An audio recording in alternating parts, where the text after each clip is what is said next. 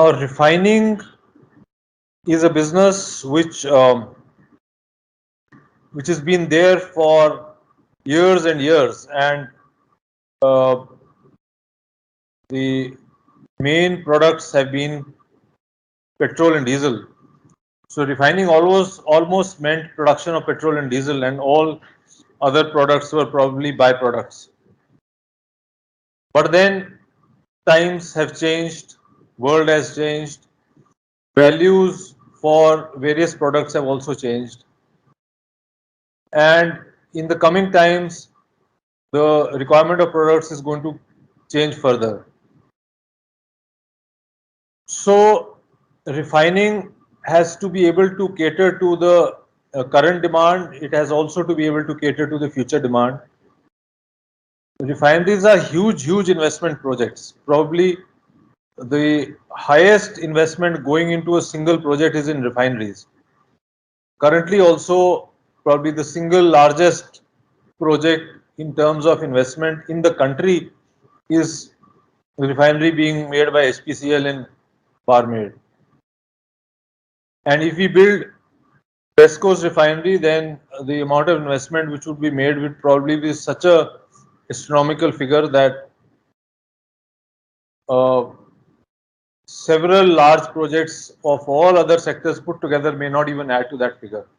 So if such a large investment is made, then we cannot afford a situation where just in 5 years or 10 years after making such a huge investment, we realize that some of the products which are being made by that particular refinery are not saleable.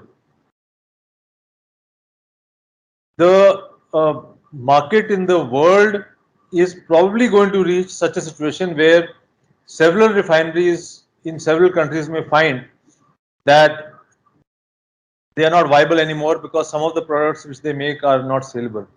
In India, we won't reach that situation so soon because our requirement for energy is going to keep going up, and our total market is going to keep expanding, and the refining capacity currently available just matches our requirement. But going forward, we also have to be very careful on how we plan our refining capacity and how we build our refineries.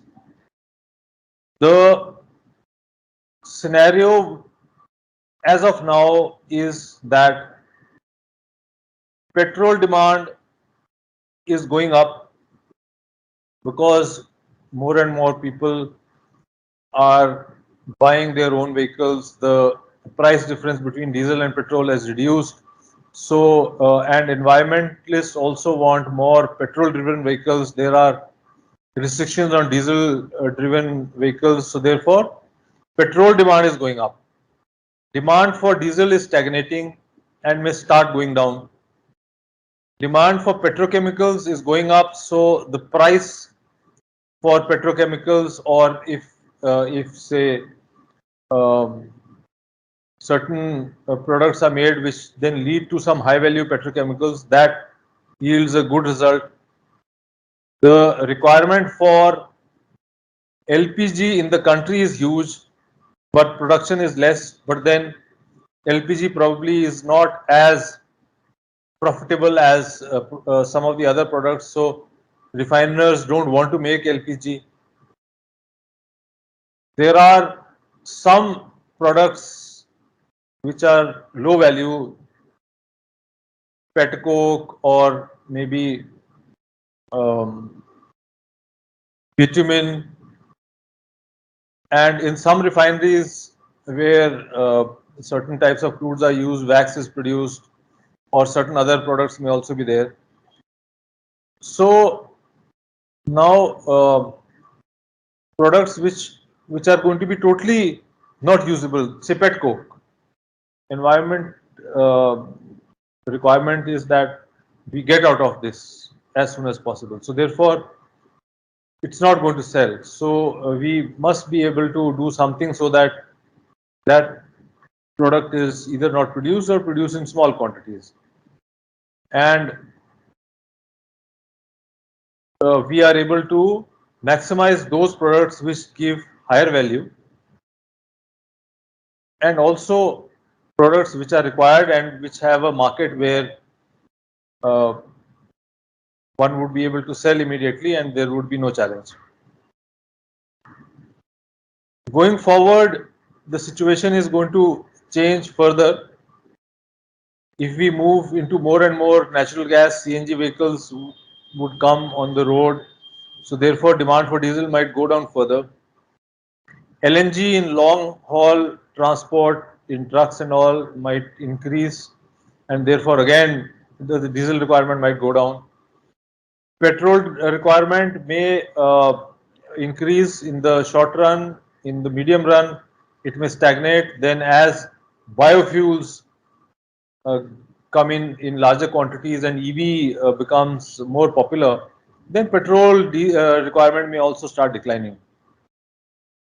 The requirement for other products like petrochemicals or certain other chemicals may still be there, and there is a gap, and therefore that is an area where expansion would be required. So directly crude to chemicals, now that is a concept which is just coming in and maybe something which we have to take seriously. And LPG demand in India at least would remain for some time, because we have a huge network and cooking is a very prime function. LPG has been found to be very convenient. Getting domestic gas into every household is going to take time, so that demand would also remain for some time. So this is the total scenario. So one could say that if we do a sum total of all the products, then we need more refining capacity in the country. That is quite definite. But if we look at products individually, then probably for some products the current capacity may be enough, or a minor addition would be all that would be required. And for some products the requirement would be much larger. So therefore very thorough and good planning is what is required, and it is also important that the investment goes in such areas which are going to sustain for a longer period of time. And also refining is flexible, complexity should be much better, so that different types of crudes can be used, and there should be some possibility of making some product in a larger quantity and reducing requirement of some products. For example, during COVID time, the requirement of LPG was huge, but you can't make only LPG. You have to make diesel, and if you make that quantity of diesel which you're not able to sell, then what do you do with it? So therefore, flexibility would certainly help. Also, as we move along, refining itself has to be using less energy, and if energy is used, then probably more and more of renewable energy should be used, and green hydrogen should be used, and refining itself should be a process which puts minimum burden on the environment. So that is the other factor to be considered. So my good wishes to all the participants, and we hope we have good deliberations in this conference. Thank you.